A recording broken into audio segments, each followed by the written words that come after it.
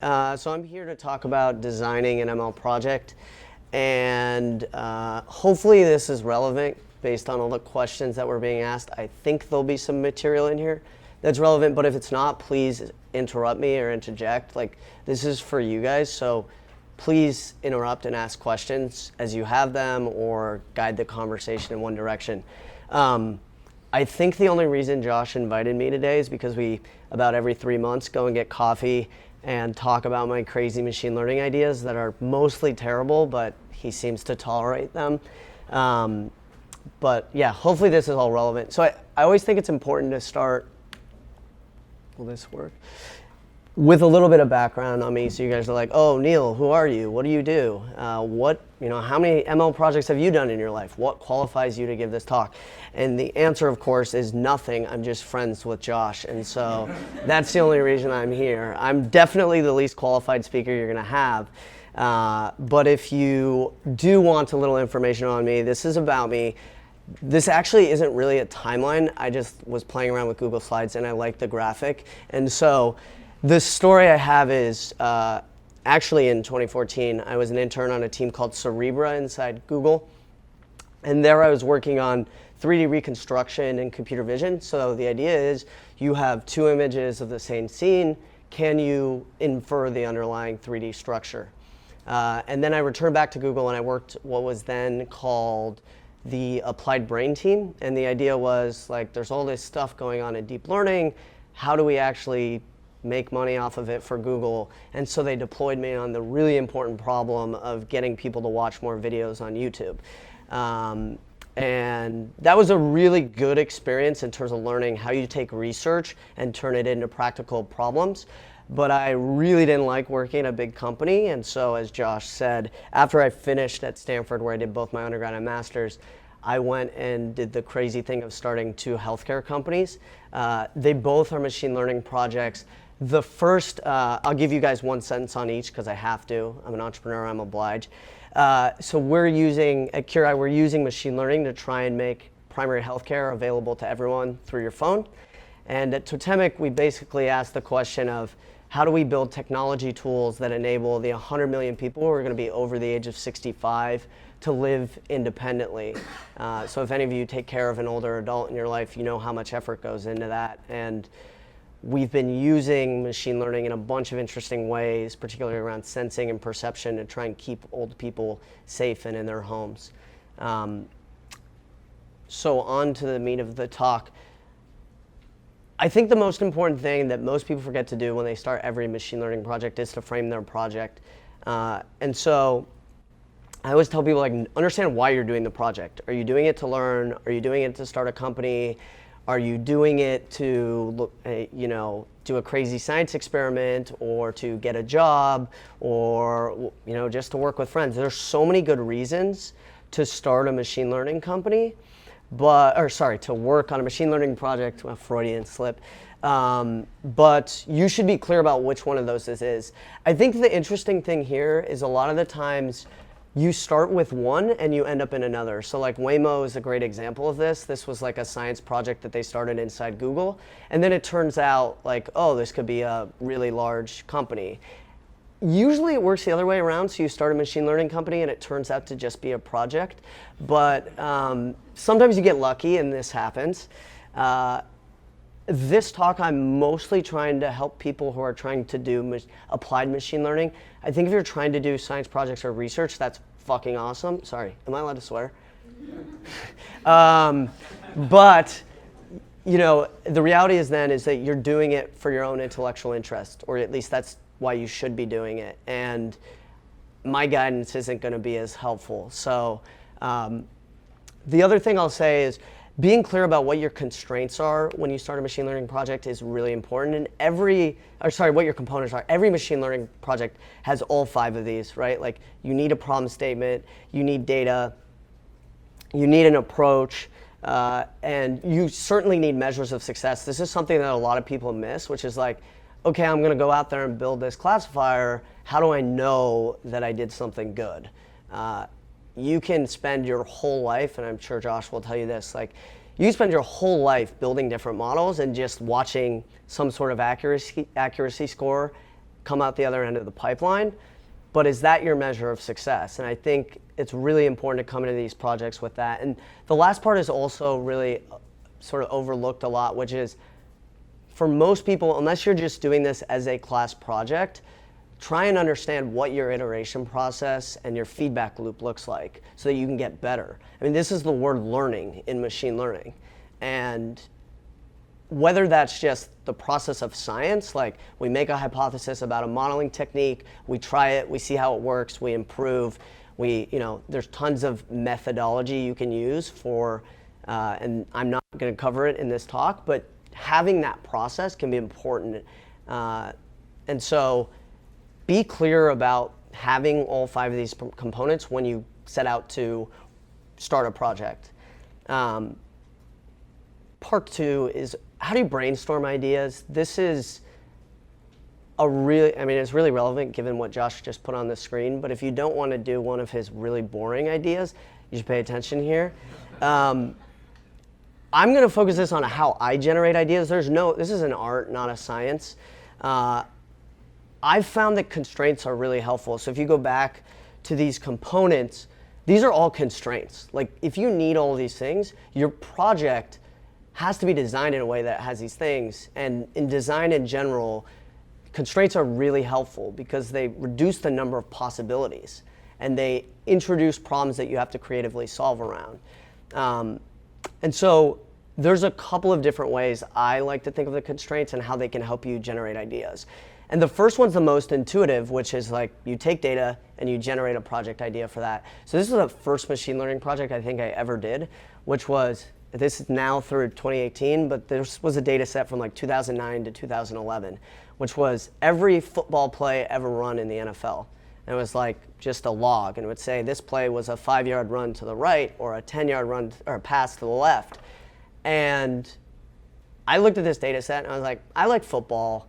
I like machine learning. I'll try and figure out something to do. And so I constructed a classifier that it was logistic regression that could predict whether the next play was going to be a pass or a run.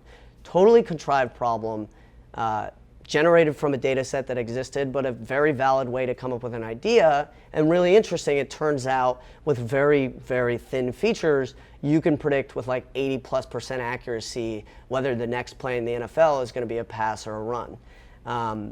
So this is like one method that I actually think is a pretty good one, and I linked the data set there if any of you are like football, but that's one method I like. The second is algorithm to data to project. So this just introduces like one extra constraint at the beginning, which is maybe you just want to learn about a particular algorithm or use a particular algorithm first. And so this was a project that I actually did in college, which was like take a bunch of images of Zappos shoes and we called it Shoezam. So it was like you could take a picture of your shoes and we'd show you shoes that looked like it, and hopefully then let you purchase them. This is actually a pretty good way to generate ideas too. And the only reason we thought of this is at the time, it was probably like 2013 or 14, wanted to learn how to use like convolutional neural nets. And so then we were like, okay, what are interesting images? And I'll actually talk about this later, but we didn't have this data set. This is released by University of Texas, so we ended up having to scrape all of Zappos for this data set and then then we defined the project based on that. So that's another really great way to generate project ideas, is starting with an algorithm. The third way I'll highlight is what I call process to project. And this is basically what Google did with everything they've ever done with search, which is you take a human process and things that are already occurring naturally, and then you try and turn that into some sort of prediction or automation challenge. So with PageRank, that started with like all these people are putting these links on the web. How can we, can we learn to rank relevance based on that? And their next insight, of course, was like when we serve content, people click, when they enter a query, they click on different links, and we can learn to re-rank based on what they're clicking. And one really big advantage of this approach is that most people don't want to think this far outside of the box. And so these kinds of projects are far less frequently done. So if you want to do something unique, try and figure out where there are things going on in a public setting that you can observe or scrape or construct. Like there's plenty of places where you can create little games and I wish I had better examples and little meme toys on the internet, and people do a lot of things. You can record that data and turn it into a prediction challenge. There's one really interesting one from MIT that was like put a bunch of like pictures of a bunch of urinals and asked people to click which one they would go to, and they tried to learn the social rules of like which urinal you should stand in, which I thought was kind of interesting. The challenge here is you have to think creatively about how to generate that data set, and that requires more than just going on to Imagenet and just stealing the images and the labels. So those are the trade-offs. And then I'll quickly highlight the last one, which I call problem to project. I think this is most interesting. This is what we're working on at Curai, so this is another shameless plug. Effectively, what we've done is we've taken a human problem, which is people don't have access to healthcare, and tried to formulate it as a machine learning project. So we now run about 1,000 consultations between physicians and patients every day. And the idea is like, can we structure information that's going on, this is just a chat, and turn it into a tractable machine learning problem? And that's in line with our mission, but there are plenty of other places where people have taken interesting approaches to say, how do you take a problem, solve it, and start to automate it over time? So I'm going to move on. Unless people have questions about that section, I'll talk about how you find data. Yeah? Did you try selling that idea? Yes. No, I did. I actually, a long time ago, probably about 10 years ago now, had an internship in analytics with the 49ers. And so I tried to convince them to do it. It turns out you're not allowed to use computers on the sideline in the NFL. You're only allowed to look at still images on Microsoft Surfaces because Microsoft paid a lot of money to get that sponsorship. But they don't want any of the teams to have an analytics advantage in game. So, all right, how do I find data? Josh kind of talked about the first one, which is public data sets. They are everywhere. There's tons of these. They're popping up all over the place. The ones up here, this was a data set of x-rays, chest x-rays, released by NIH, images and labels, I believe. There are self-driving data sets coming up.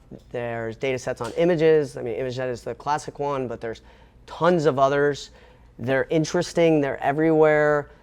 There's even larger repositories on GitHub that gather them. So I linked one here, which just has like, if you go through it, there's like 10,000 public data sets.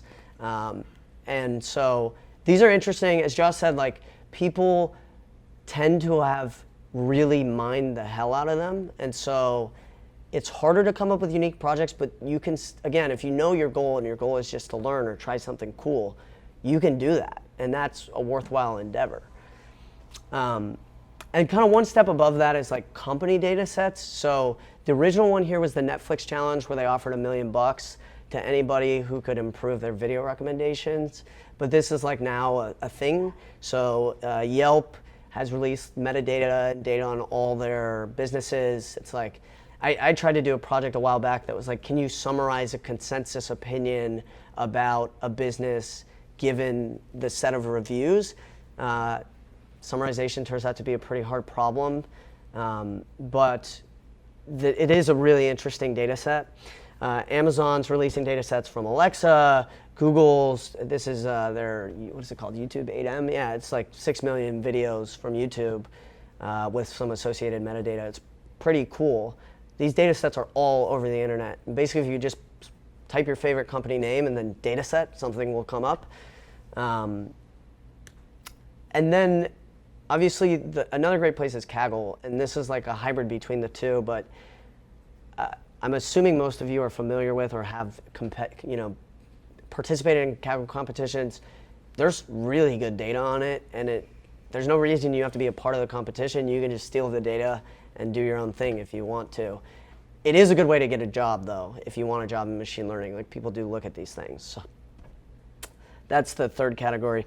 And if you really get desperate, then you can just steal data, and that's like the scraping thing. And scraping is totally underrated because there is data everywhere on the web, and there's so much of it.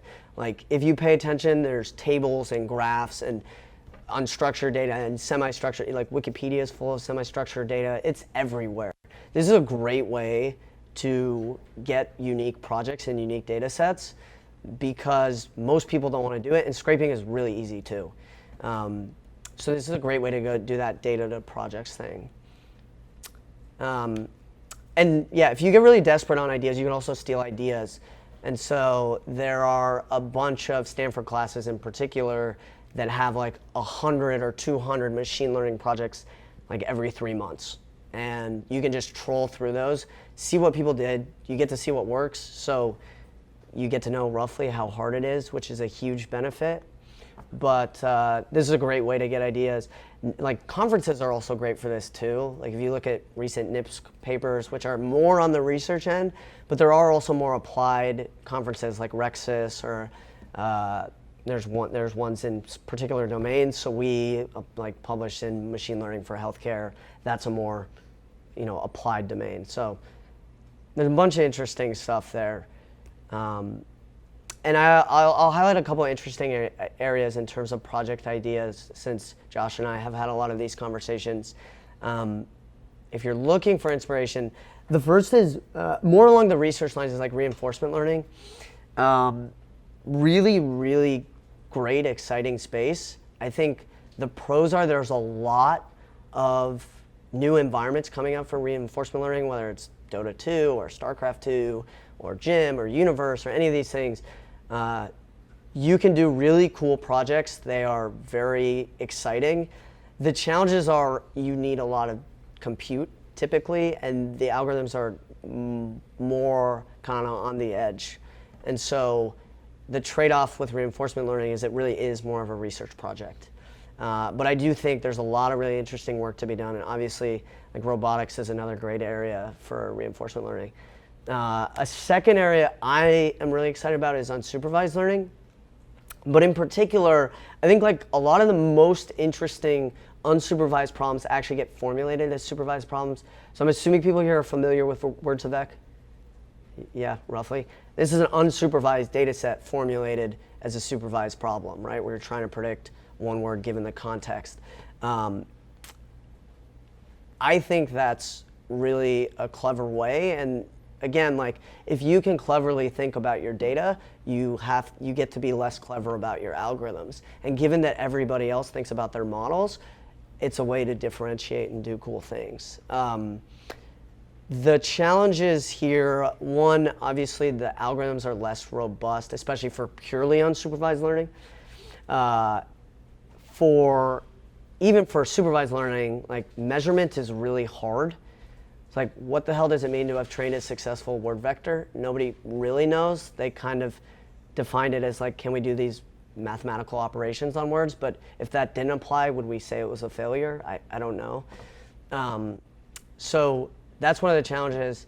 Like, interestingly, these problems pop up everywhere. So the YouTube prediction problem that I worked on at Google was the same thing. They give you a history from a user and they say, given the first 5 videos they watched, predict the 6th, and the 6th one you have the label for because they actually watched it, and that's how you can predict a sequence of videos. So these problems are everywhere, and they're pretty interesting. And then the next area I'll talk about is long-term, and it's longer projects and probably beyond the scope of this class, but it's what I call data capture loops. And in particular, like if you don't want to differentiate with Google or if you don't want to compete with Google and OpenAI, compete on data and not on compute and resources and engineers. And so if you want to do like work that's new and original, think about how you can generate a data set from scratch. And this is something that I'm like particularly bullish on. Is there anything? Oh, one thing I'll add, yeah. When you do this, you don't have to spend as much time cleaning data, which I think everybody prefers because you structure it properly up front. But most machine learning scientists don't like spending time thinking about data. They just want to think about models. So I would say, in my experience, like our most effective machine learning researchers and engineers work a lot and think very hard about the end-to-end life cycle of data. So it's like, we introduce an algorithm, this changes the data that comes out on the other end in this way, and then we feed that back in.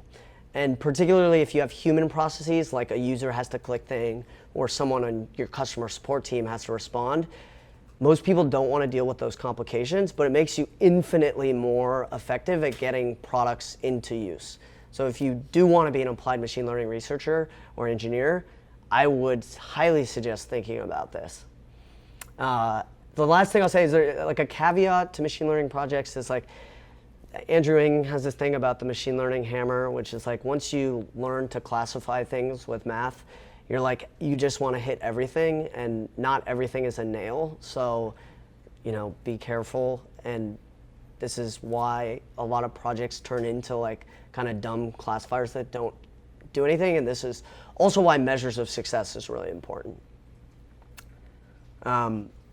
Any questions on that section, or should I keep moving? So you did a lot of medical projects. Yeah.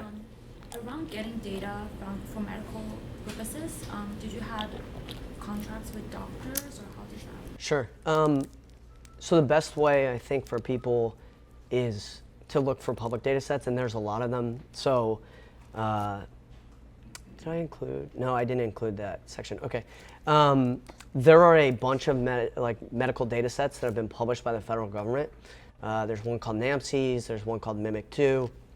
This ChecksNet, I can share the list of them if they're interested. They're all over the place because it's really hot in medicine right now to try and figure out how to use machine learning.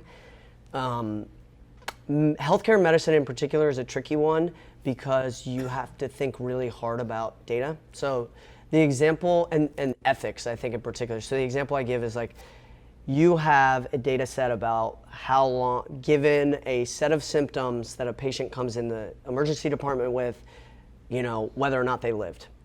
And you build a classifier that says, okay, we can actually triage people when they walk in the door, and given what symptoms they have that the nurse gathers, we'll prioritize how long until the doctor sees them based on how likely they are to survive, right?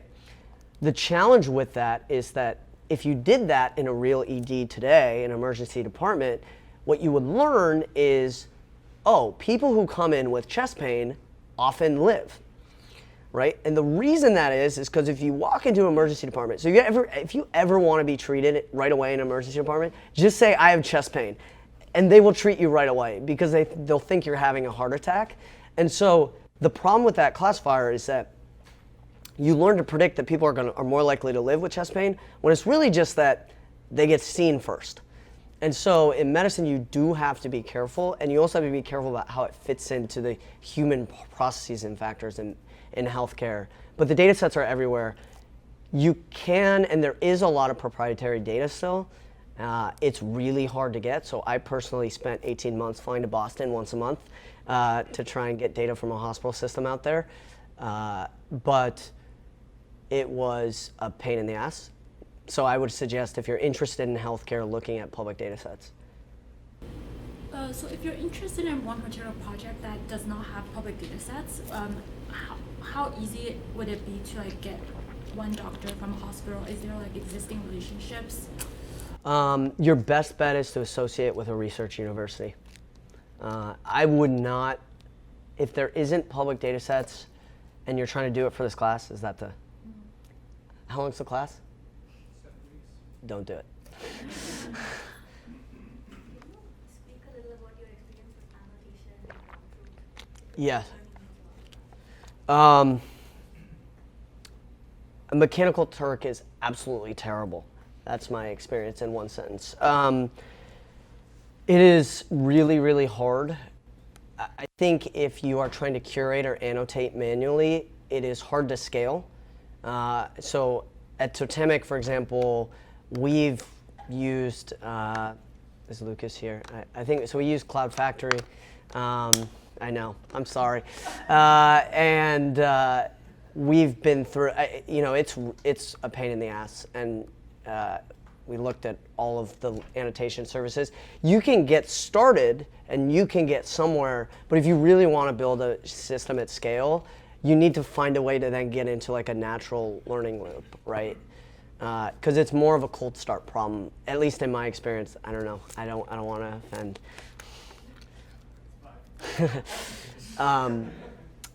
But I do think like those services are much, much better than Mechanical Turk. They at least give you high quality annotations.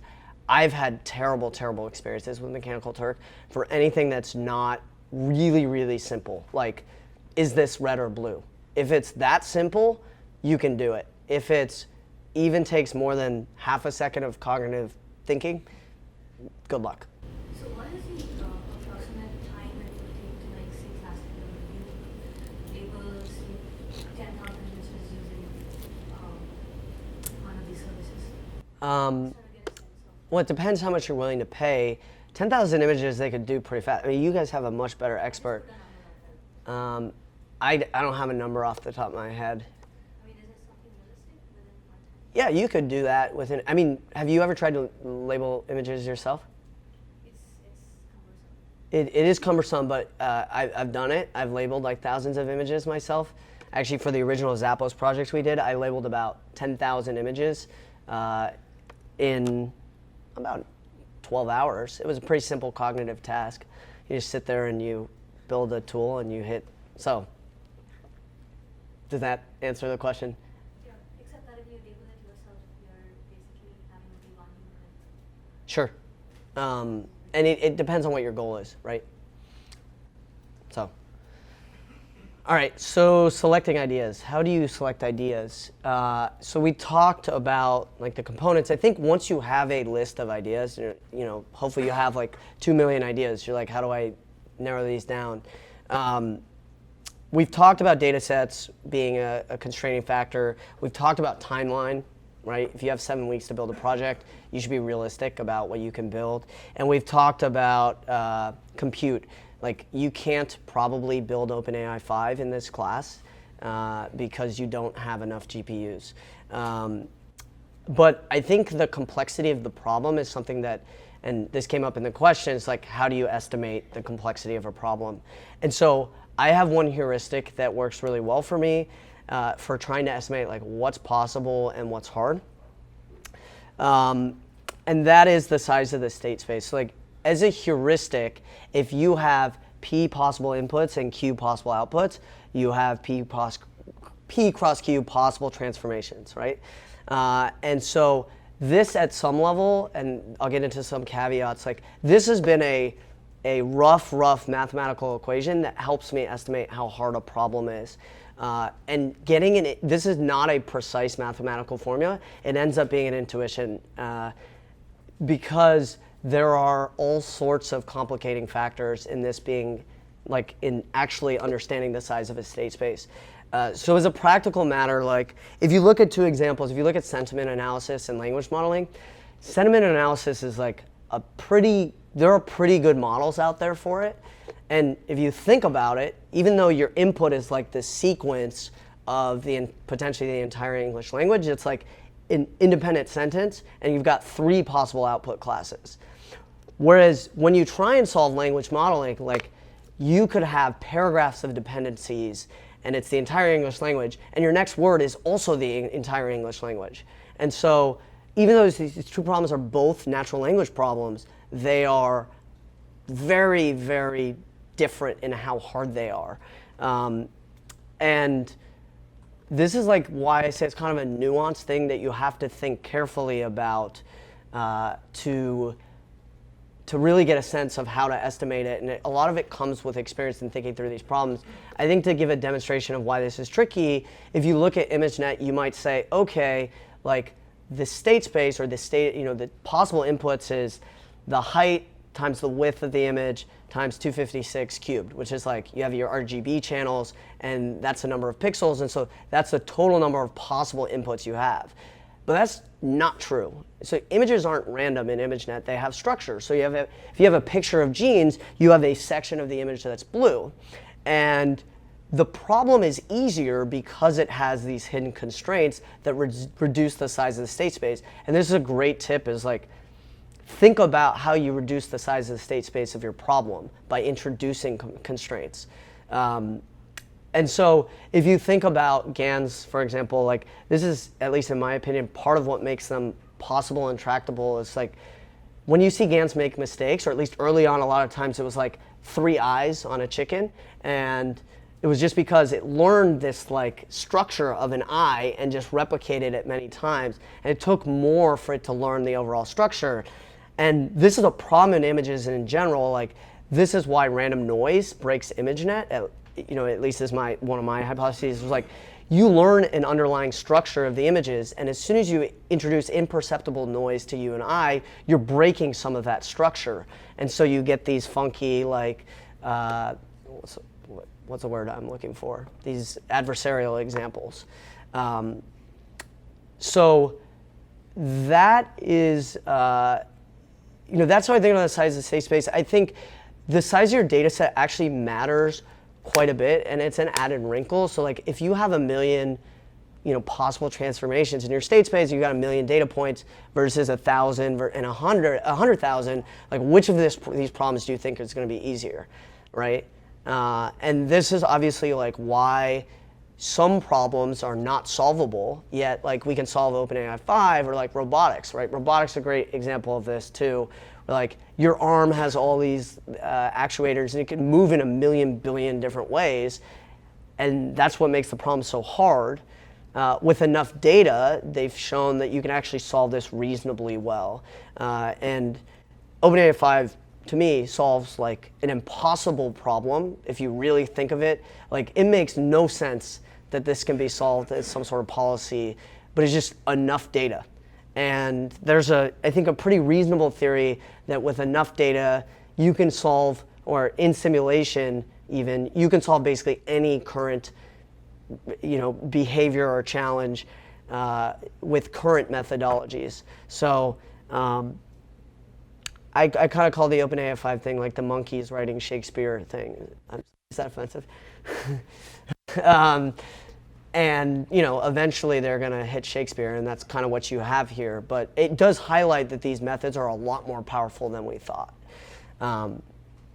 So kind of in summary, I do really believe that getting an intuition for the size of state space is the best way to estimate kind of what's possible given your data set. Does this make sense to people? Okay, I just totally lied to you. The actual best way is to look at research.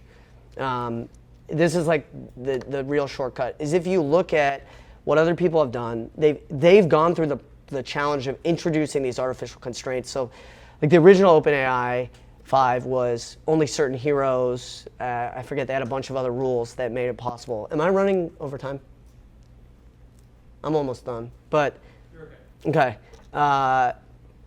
So in general, this is a great way to learn at what's actually possible given the newest methods. But actually, this is also a lie. The larger point is that you need to build intuition, and this is why machine learning scientists get paid so much, because the same project that you're going to start on, even though you have the same base level of knowledge, you're going to take way more time than Jeff Dean is. And that's because he has a really good intuition for approaches and how to constrain the problem and how to attack it.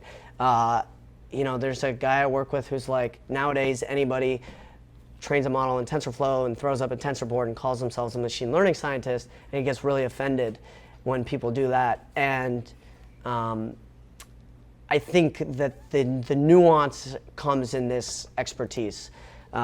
And so hopefully these heuristics can actually help, though. Like they are very helpful for me personally. But as much as possible, it's really about trying to understand what worked and didn't for other people's specific approaches. And then I'll go quickly and get to questions. Part 4 on managing projects once you've started them.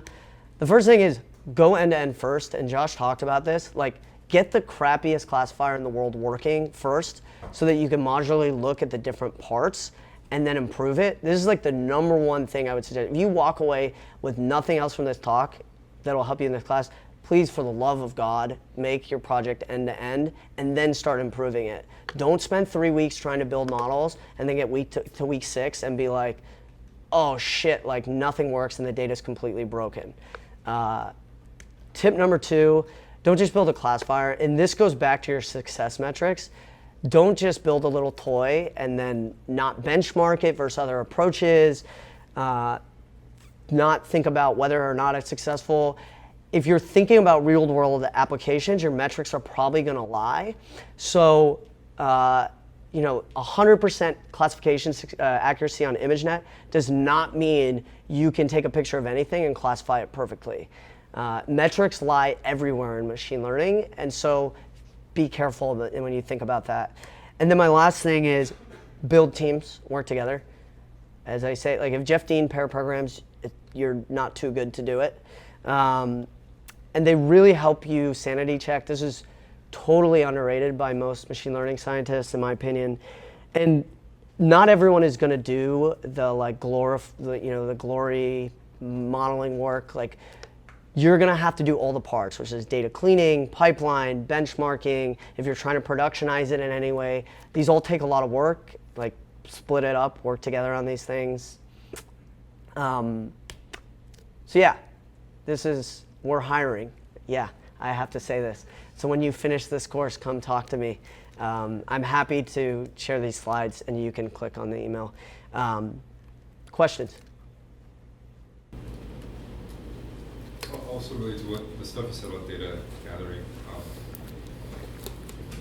So you talk about like mechanical Turk on one end, and then you think about the problem well enough to create supervised data out of unsupervised, the other like ideal, and maybe in the middle. Have you had experience with trying to use like active learning to like speed this up?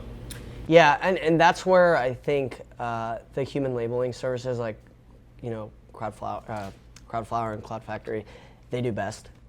That's what we found is you can significantly speed things up, but that also is a process. None of that happens overnight. Other questions?